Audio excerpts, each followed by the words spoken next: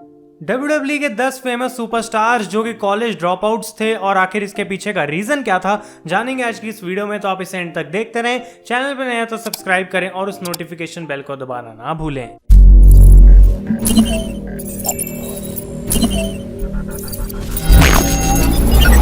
मैं हूं आयुष और आप देख रहे हैं रेसल इंडिया और स्वागत है आपका आज एक बार फिर से एक टॉप 10 यानी कि रेसलिंग लिस्ट की वीडियो में। और हम जानते हैं कि WWE में बहुत सारी अलग अलग फील्ड से सुपरस्टार्स को साइन करा जाता है और एजुकेशन इनमें से एक ऐसी फील्ड नहीं है कि ज्यादा उस पर WWE फोकस करते हैं। यानी कि कुछ सुपरस्टार्स ऐसे होते हैं जिन्होंने छोटी मोटी डिग्रीज करी होते हैं और कुछ ऐसे होते हैं जेवियर वुड्स जैसे जिन्होंने पूरी PhD भी कंप्लीट करी होती है और उसके बाद उनको अपना रेसलर बनने का जो ड्रीम है उसको फॉलो करना होता है और उस चीज के लिए वो WWE के अंदर आते हैं। तो आज की इस वीडियो में हम बात करने वाले हैं 10 ऐसे सुपरस्टार्स के बारे में जिन्होंने कॉलेज से ड्रॉप आउट करा ताकि वो अपनी रेसलिंग ड्रीम को फुलफिल कर सकें। तो गाइस फटाफट से आप इस वीडियो को लाइक कर दे, जो हमारा एम रहने वाला है वो होगा 1000 लाइक्स का। नंबर 10 से करते हैं इस लिस्ट की शुरुआत। तो यहाँ पे नाम आता है ब्रे वायत का, एक ऐसा सुपरस्टार जिसको फैंस देखना चाहते हैं और भी चैंपियनशिप जीतते हुए, लेकिन शायद WWE उनको उतना अच्छा भी बुक नहीं कर रही। लेकिन अगर हम पुराने ब्रे वायत की बात करें यहाँ पे तो वो फुटबॉल में बहुत अच्छे थे और स्टडीज में भी बहुत अच्छे थे, लेकिन वो अपना कोई रेगुलर करियर नहीं चाहते थे, यानी कि डॉक्टर, लॉयर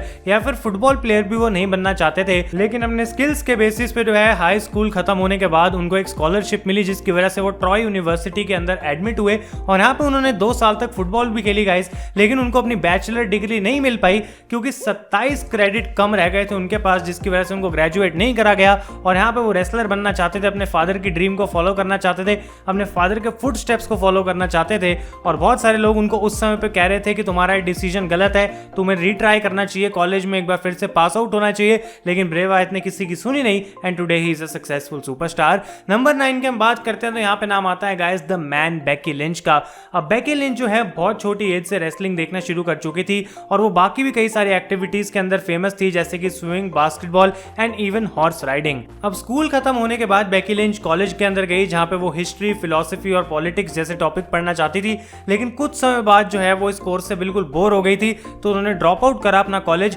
वो सोच भी रही थी एक समय पे कि मैं अपना कोर्स चेंज करती हूँ और एक बार फिर से एडमिशन ले लेती हूँ, लेकिन क्योंकि उनका इंटरेस्ट बहुत ज्यादा रेसलिंग में था तो उन्होंने इसके अगेंस्ट डिसाइड करा और ट्रेनिंग शुरू कर दी रेसलर बनने के लिए। और बेकी ने इस बात को भी रिवील करा हुआ है कि उस समय पे वो बहुत ज्यादा ड्रिंक करती थी, यानी कि बहुत ज्यादा अल्कोहल की कंजम्पशन करती थी और रेसलिंग की ट्रेनिंग की वजह से जो है उनको वापस एक सही पाथ पे आने का मौका मिला and that is why she loves the business so much and probably today she is one of the greatest womens wrestlers of all time. Number 8 की हम बात करते हैं गाइस तो यहाँ पे नाम आता है रिक फ्लेयर का, जो कि 1949 बॉर्न है और बहुत सारे और रेसलर्स की तरह इनको भी फुटबॉल खेलना बहुत पसंद था। इनफैक्ट इतना ज्यादा अच्छे थे फुटबॉल खेलने में कि इनको एक पूरी स्कॉलरशिप मिली थी जिसकी वजह से ये यूनिवर्सिटी ऑफ मिनेसोटा के अंदर गए तो जरूर थे, लेकिन यहाँ पे गाइस उन्होंने जल्दी ड्रॉप आउट कर दिया था, बहुत ही जल्दी, क्योंकि उस समय रेसलिंग इतनी ज्यादा पॉपुलर नहीं थी और रिक फ्लेयर चाहते थे एक नई इंडस्ट्री में अपना नाम बनाना। तो जबकि उन्होंने अपनी बायोग्राफी में बात बताई है कि उनके पेरेंट्स उनसे बिल्कुल भी खुश नहीं थे और बहुत ज्यादा लड़ाई भी हुई थी उनके घर पे, लेकिन तब भी जो है उन्होंने अपना डिसाइड करा कि मुझे रेसलिंग के अंदर जाना है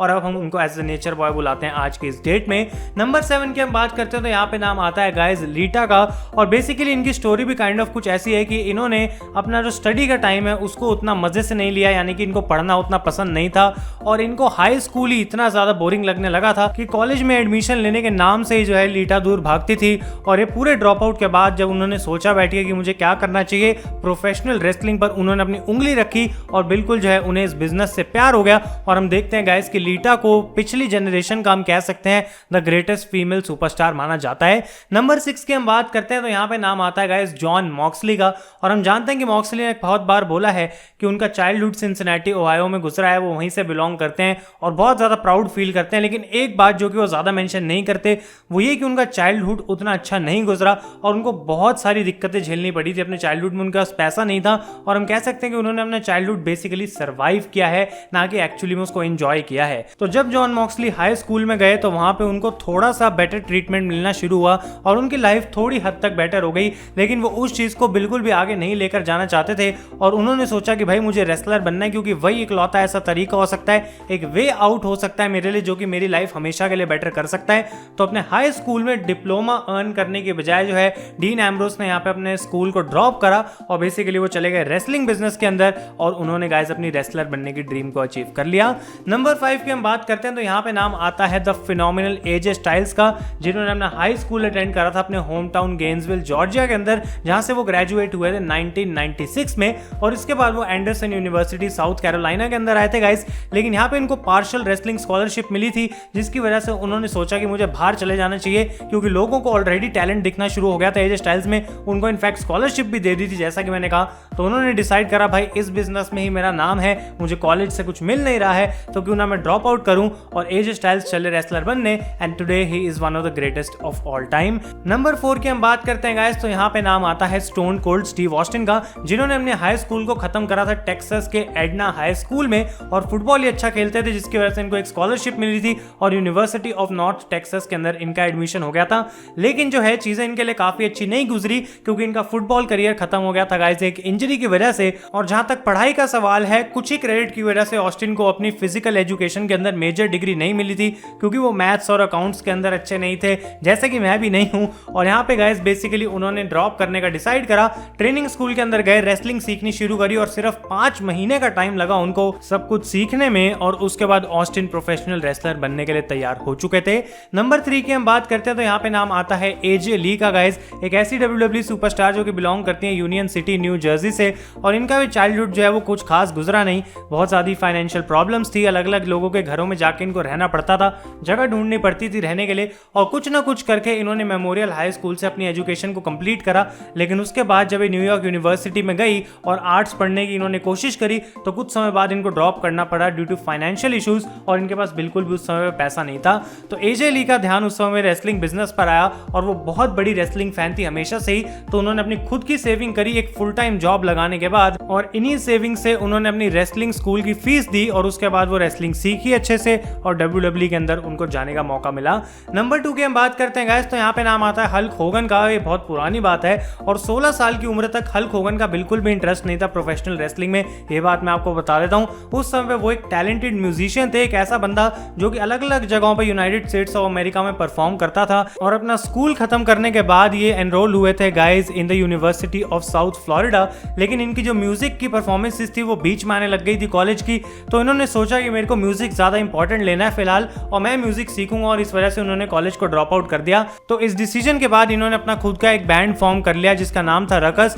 और फ्री टाइम के अंदर ये जिम की ट्रेनिंग करा करते थे, यानी कि अपनी बॉडी का भी बहुत ज्यादा ख्याल रखते थे गाइस। और एक बार के अंदर जहां पे हल्क होगन परफॉर्म कर रहे थे, वहां पे इनको मिले थे जैक एंड जेरल्ड ब्रिस्को, जो कि ऑब्वियसली उस समय बहुत बड़े नाम थे रेसलिंग बिजनेस के अंदर। उन्होंने हल्क होगन से जाके बात करी, उनको इंट्रोड्यूस करा इस बिजनेस में, and I would say the rest is history, because Hulk Hogan decided to become a wrestler. और उसके बाद गाइस उन्होंने जो किया वो हम बच्चे भी जानते हैं। अब नंबर 1 की बात करते हैं तो यहाँ पे नाम आता है शॉन माइकल्स का, who is one of the greatest superstars of all time, in ring technician, और बाकी कितनी बातें हम इनके बारे में बोले कम है। और ये भी बहुत सारे और सुपरस्टार्स की तरह फुटबॉल फैनेटिक थे, यानी कि बहुत ज्यादा फुटबॉल खेलना पसंद करते थे गाइस, और स्कूल और कॉलेज लेवल दोनों पे ये खेलते भी थे। तो फुटबॉल में इनका बहुत ज्यादा नाम भी हुआ, ये अपनी यूनिवर्सिटी के अंदर भी गए जिसका नाम था south West Texas state university. लेकिन वहां पे जाके इनको थोड़ा सा दिमाग में बात आई कि मैं जितना भी अच्छा फुटबॉल खेल लूं, मेरा यार वो चीज का मन नहीं है इसमें कि मैं अपना करियर बनाऊं इसके अंदर। और प्रोफेशनल रेसलिंग एक ऐसी चीज थी जो कि हमेशा से वो चाहते थे, और वो उन्होंने उस समय एक टफ डिसीजन लिया,